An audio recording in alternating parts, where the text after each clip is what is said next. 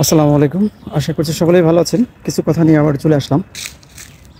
বিষয়টা হচ্ছে প্রিন্স মামুন এবং লায়লা, এদের প্রসঙ্গে দু চারটি কথা বলি।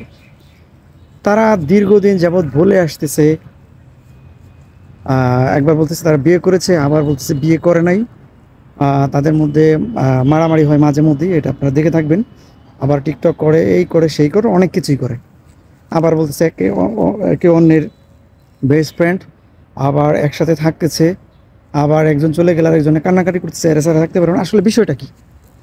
এটা আসলে তারা যে এইভাবে লিভ টুগেদার করছে বা মানে এই বিষয়টা আসলে কি? তারা যদি হয়ে থাকে, বিয়ের সাথে হয়ে থাকে, সেটা প্রকাশ করবে, আর না হলেও সেটাও বলবে, হ্যাঁ। কিন্তু আমার প্রশ্নটা ওইটা না। প্রশ্নটা হচ্ছে যে আজকের সমাজে অনেকে এরকম রেকর্ড আছে, আসলে আমি ওইভাবে মেনশন করছি না। বিনা কারণ অনেকে অনেকে জেল খাটতেছে, তারপরে অনেক কিছুই হচ্ছে। তো এটা আপনারা জানেন, আসলে এটা আমি প্রকাশ করতে চাচ্ছি না। এখন প্রশ্ন হলো, তাদের জন্য কি ব্যবস্থা নেওয়া হচ্ছে সেটা আমার জানার খুবই ইচ্ছা, এবং তাদের বিরুদ্ধে কোনো ব্যবস্থা নেওয়া হচ্ছে না কেন সেটা আমার জানার খুব ইচ্ছা।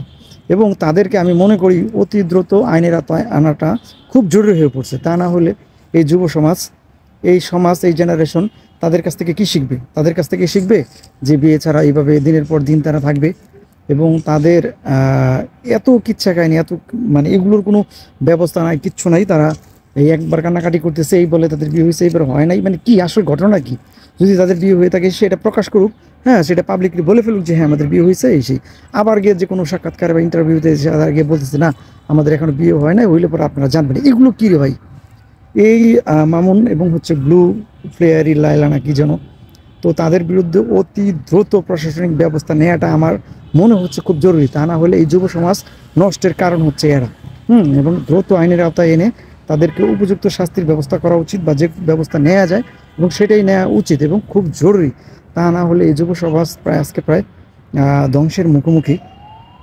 তা না হলে এদের যারা ফ্যান ফলোয়ার আছে, তাদের ভবিষ্যৎ খুবই অন্ধকারের দিকে যাচ্ছে। এবং আমি প্রশাসনের দৃষ্টি আকর্ষণ করব, অতি দ্রুত এদেরকে আইনের আওতায় এনে তাদের জন্য উপযুক্ত শাস্তির ব্যবস্থা করা হোক। তা না হলে এই যুব সমাজ কিন্তু ধ্বংসের দ্বার প্রান্তে চলে গেছে শুধু তাদের এগুলো দেখে। তো এরাই নাকি আপনার বাংলাদেশকে রিপ্রেজেন্ট করে। আসলে হাস্যকর হলে এটাই সত্য যে এদেরকে অনেকেই বাহবা দিচ্ছে এবং এদেরকে নিয়ে অনেক কিছু করছে, বিভিন্ন প্রোগ্রাম করছে, তাদের ইন্টারভিউ নিচ্ছে। এগুলো খুবই হাস্যকর। তো যাই হোক, এদের জন্য উপযুক্ত ব্যবস্থা নেওয়াটা খুবই জরুরি বিষয়। তা না হলে এই যুব সমাজ কিন্তু আজকে ধ্বংসের দ্বারপ্রান্তে চলে গেছে। সুতরাং আমি মনে করছি এদেরকে অতি দ্রুত আইনের আওতায় এনে এবং তাদেরকে উপযুক্ত বিচার নিশ্চিত না করা পর্যন্ত এই যুব সমাজ কিন্তু ধ্বংসের দিকে চলে যাচ্ছে, হ্যাঁ। তো যাই হোক, আজকের টপিক্সটা এটাই ছিল। সবাই ভালো থাকবেন, সুস্থ থাকবেন। হয়তো জানি অনেক ফ্যান ফলোয়ার মামুনের আছেন, তো অনেকে অনেক কিছু বলতে পারেন। তো যাই হোক, সত্য সেটা তো বলতে হবে, সূর্যের আলোর নেই। সবাই ভালো থাকবেন। আল্লাহ হাফিজ। আসসালামু আলাইকুম।